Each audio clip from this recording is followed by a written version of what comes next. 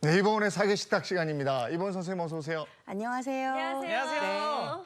요새요, 반찬을 좀 먹을 때, 요거 먹으면 내가 조금 건강하게 좀 잘 지낼 수 있을까라는 반찬들 있죠. 네, 네. 뭐 있으세요? 요즘에 이제 아무래도 제철이니까 네. 제철 나물들이나 나물들. 예. 네. 아니면 요즘에 꽃게도 제철이죠? 아우 그렇죠. 제가 어제 네. 그거 꽃게 먹었잖아요. 네. 그런 거 제철 맞습니다. 음식들이죠. 제철 네. 음식들이 가장 좋은데 네. 우리가 반찬을 하다 보면은요 장수 반찬이 있어요. 왜냐하면 장수 식재료가 있거든요. 그래서 제가 오늘은요 정말 특별하게 밥도둑 장수 반찬 2가지를 알려드리려고 합니다. 오. 첫 번째 장수 식재료는 바로 열무입니다.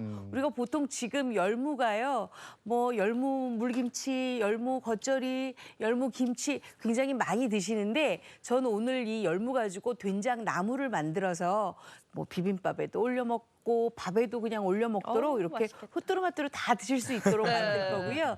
또 하나 장수 식재료는 바로 표고버섯입니다.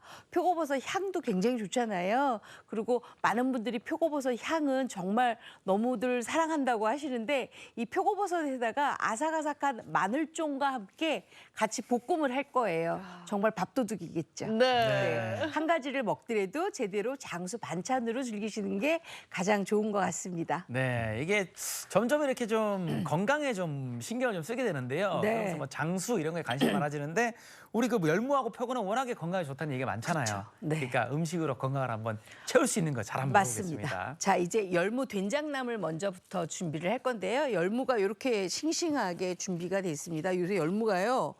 이게 굉장히 뻣뻣할 것 같잖아요. 네. 여릿여릿하면서도 굉장히 달고 싱싱합니다. 이 열무에는 비타민, 미네랄이 굉장히 풍부할 뿐만 아니라 이게 면역력을 증강시켜주는 효과가 있고요.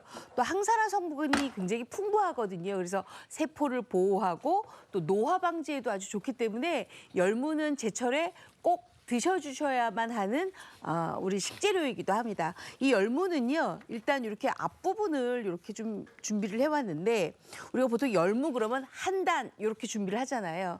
근데 열무가 한 단에 한 1.2kg에서 1.5kg 정도 되거든요. 그러면 저 같은 경우에는 한 3분의 1만 쫙 덜어내서 나물을 만듭니다. 네. 나물을 만들 때 일단은 이 앞부분에 있는 요거 무는 좀 잘라내야 되겠죠. 왜냐하면 이 무를 잘라내야지 나중에 열무김치 할 때 요 무를 조금 더 넣어서 우리가 시원하게 깍두기처럼 드실 수가 있거든요. 네. 이렇게만 준비를 해주세요. 그리고 보통 이제 열무는요, 억센줄기는 좀 떼어내서 뭐 말리기도 한다고 하는데 요새 열무는 너무 야들야들해가지고 떼어낼 게 없어요. 그냥 다 쓰시면 돼요. 네. 자, 이렇게 준비를 해주시고요. 그 앞에 무가 참 귀엽네요. 그렇죠? 그렇죠. 예, 땡글땡글하니. 땡글땡글하고 그쵸? 자꾸. 자, 이렇게 이제 준비가 됐으면 이제 끓는 물에 한번 데쳐줘야 되는데 아직 물이 안 끓으니까 네. 저는 다른 거 먼저 준비를 하겠습니다. 저 열무를 이제 된장나물에 무칠 때 같이 무치면 좋은 식재료가 있어요. 그게 뭔지 아세요? 뭘까요? 잘 어울리는 게 뭐가 있을까? 우리가 보통 이제 잔멸치 또는 밥새우 이런 것들이 있는데요. 건어물하고 같이 버무려 드리면 훨씬 더 맛있거든요. 그래서 제가 오늘 요 밥새우를 조금 준비를 했습니다. 이 밥새우 같은 경우에는 한 30초 정도 이제 냉장고에 넣었다가 뺐으니까 요거를 조금 볶아주는 게 좋아요. 그래서 이렇게 밥새우를 좀 볶아주세요. 밥새우가 뭐지 할 텐데 여기 보시면 새우가 이렇게 조그매요. 그래서 요거 그냥 우리 보통 이제 어머님들이 요거 밥새우 조금 건강하게 밥 위에다가 좀 올려서 비벼 먹어라 하시면서 좀 주실 때도 있고요. 네. 요거 그냥 간장조림 같은 거 할 때도 있거든요. 저 같은 경우에는 감자조림 할 때, 두부조림 할 때 이렇게 밥새우 올려 드시면 훨씬 더 건강을 챙기실 수가 있습니다. 요거 너무 센 불에서 볶아주시면 이 밥새우가 탈 수가 있으니까 처음은 센 불로 준비를 하셨다가 나중에는 약한 불에서 이렇게 좀 볶아주시는 게 좋아요. 이렇게. 네. 그 볶으면서 이제 좀 스며들어 있는 잡내를 좀 날리는 거죠. 그렇죠. 네. 그리고 이 밥새우가 워낙 고소합니다.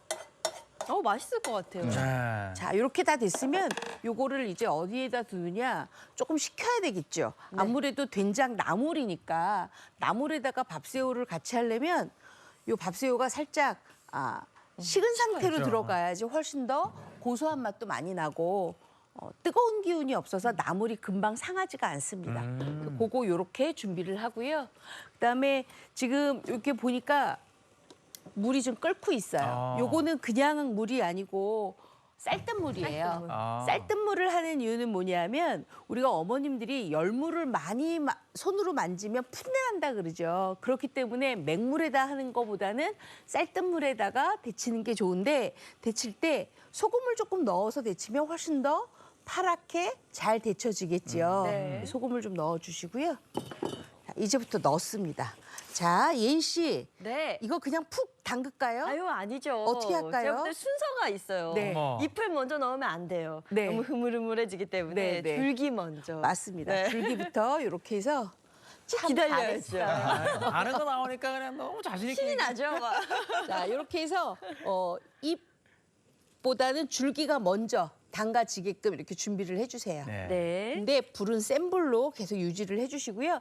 쌀뜨물이기 때문에 조금 뿌옇죠. 네네. 그리고 아랫 부분에 있는 이 줄기가 조금 스며들어서 낭창낭창하게 이렇게 좀 데쳐질 때 우리는 뭘 하느냐? 바로 이렇게 꾸겨 넣고 눌러주고. 위쪽에 있는 잎도 같이 이렇게 넣어주세요. 한번 항상 보면 데칠 때 그 소금을 넣었던 것 같아요, 그죠? 네. 그래야 왜냐하면 이게 네. 초록초록이 돼야지 되니까 아무래도 좀 싱그럽게 데쳐지라고 이렇게 좀 넣어줍니다. 자, 그러면 우리가 보통 시금치나 쑥갓이나 뭐 이런 것들은 데칠 때 시간을 저희가 얘기를 해드리죠. 근데 열무 같은 경우에는 요 데칠 때 요렇게 들어봤을 때 손으로 딱 눌러봤을 때 열무가 이렇게 넣어지는 게 있어요. 손톱이. 네네. 근데 이건 아직 안 들어가요. 그러니까 이렇게 넣고 나서 한 1분 정도 이렇게 좀 데쳐주시는 게 좋아요. 네. 그리고 보통 이제 요새 열무 비빔밥 많이 잡수시잖아요. 열무 비빔밥 드실 때도 요 나물로 해서 잡수시면 훨씬 더 맛있어요. 왜냐하면 요 아까 제가 말씀드렸잖아요. 항산화 효과가 있다고. 물론 김치에서 발효로 드시는 것도 굉장히 좋은 일인데 이렇게 데침을 해서 된장 나물로 해가지고 밥에 올려서 비빔밥이나 아니면 열무밥도 있어요. 이렇게 데친 다음에 쫑쫑쫑쫑 썰어요. 그러고 난 다음에 밥 지을 때 뜸들일 때 딱 집어넣는데 네. 요거는 예인 씨는 못 하겠네요. 저는 좀 못할 것 같아요. 왜냐하면 요거는 밥솥에다 하는 밥이 아니라 냄비밥이나 솥밥에다가 해야 되거든요. 네. 자, 일단 요렇게 좀 준비가 다 됐어요. 건질게요. 네. 열무 한 단 사놓으면 이렇게 나물도 하고 그리고 또 열무김치에 넣으면 나중에 그 비빔국수 위에 아. 그 너무 맛있거든요. 아주 맛있죠. 사가사. 비빔밥도 그렇고. 너무 맛있죠. 아. 자, 이렇게 해서 이제 열무를 다 데쳤어요. 데쳤으면 찬물로 얼른 집어넣어서 열기를 빼주셔야 돼요. 안 그러면 우리가 초록초록하기 위해서 소금 넣었잖아요. 근데 오래도록 열기를 하게 되면 누렇게 뜨거든요. 그러면 열무가 맛이 없으니까 네. 이렇게 해서 바로 넣어주세요. 찬물에. 그러고 난 다음에는 요거를 건져서 건져서 한 번 더. 찬물에 한 번 더 헹구셔야 돼요. 네. 그래야 완전히 열기가 빼지는데 요때 한번 저희가 주의할 게 뭐냐 하면 시금치 같은 경우에는 열기가 금방 빠지기 때문에 바로 건져서 찬물에 넣으면 되거든요. 근데 열무는 이게 좀 두께감이 있어서요. 한참 이렇게 열기를 물 안에서 좀 빼주셔야 돼요. 그리고 바로 다른 한번 판으로 더. 가서 요거를 또 해서 빼주세요. 네. 아우 저거 엄청 뜨거울 건데 선생님. 안 뜨거워요? 안 뜨거워요? 네. 찬물에 헹궜잖아요. 네. 아우 팔팔 끓는 물에서 나와가지고. 자, 이제 이렇게만 준비를 해놓으세요.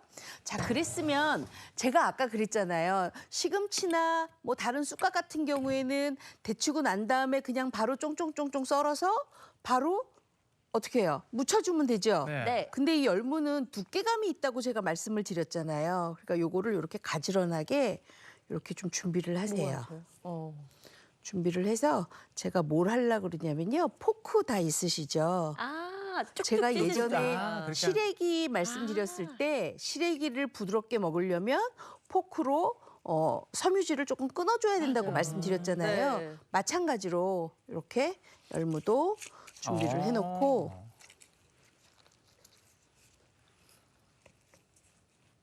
편편하게 펴요. 더 먹기 좋게. 네, 포크 하나 준비하세요. 아. 이렇게 아. 긁어주세요. 이렇게 하면 더 먹기도 좋고. 그렇죠. 저 부드러워지는 부드럽고. 거죠. 네.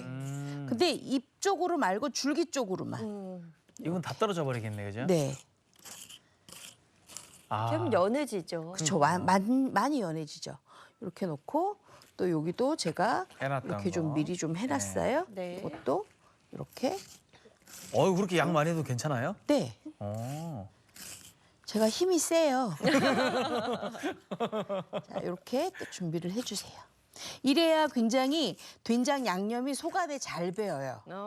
아, 만약에 그죠? 두꺼운 채로 그냥 하잖아요. 그러면 잘 배이지 않아요. 그러면 양념이 좀 겉돌겠죠. 네. 그리고 양념이 겉돌면 맛이 없어지잖아요. 그러니까요. 이렇게 준비를 해놓으세요. 그 약간 고기에 그럼 칼집 내는 느낌으로, 그죠? 네, 다 됐다 생각하면 요거를 먹기 좋은 크기로 한 3cm 길이로 이렇게 썰어주세요. 아.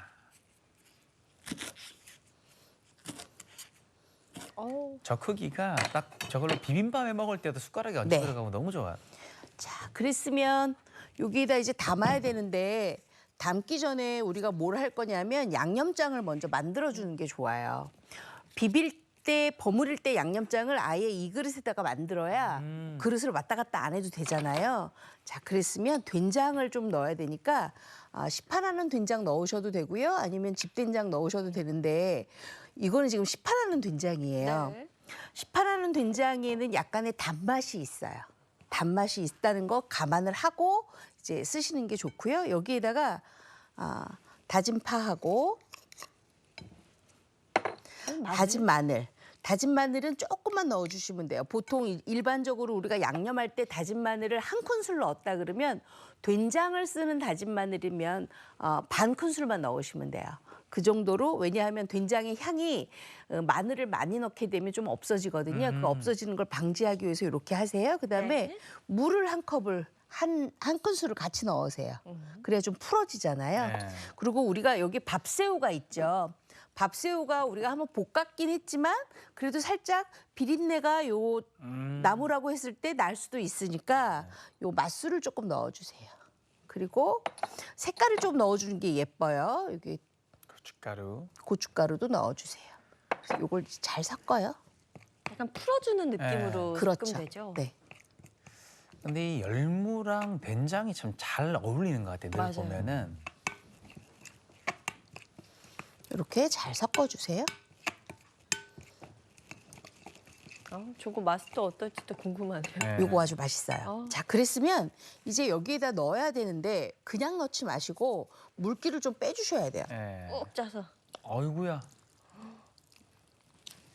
이렇게 넣어주시고 요거도 아까 제가 포크로 한 번씩 내렸기 때문에 수분감이 좀 있어요. 요것도 이렇게 해서 넣어주시고 그것도 한번. 이야, 세게 쫙 짜시네. 워낙 주부님들이요 남는 게 힘밖에 없어요. 저 정도면 거의 착즙 수준인데.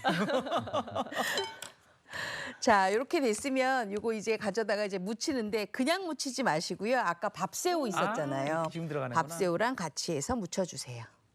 요거 들어간 맛이 또 궁금해요. 굉장히 고소해요. 음. 네, 그래서 이거 조물조물 묻혀요.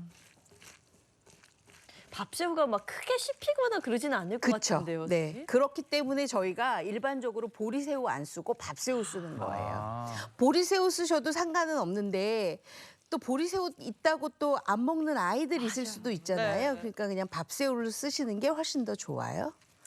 이렇게 조물조물 묻혔어요.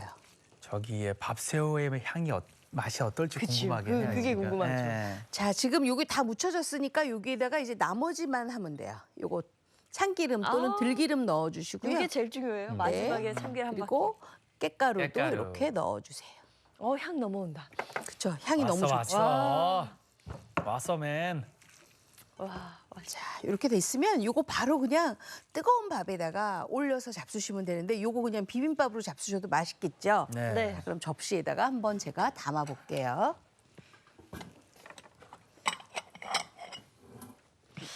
밥도둑인데 이거 금방 다 먹겠는데요. 네. 이렇게 맛있겠다. 이렇게 해서 같이 잡숴보세요. 네. 열무, 된장, 나물입니다. 네. 요때 딱이네. 이 열무는 저는 진짜 김치로만 먹어봐서 이 된장나물 맛이 너무 궁금해요.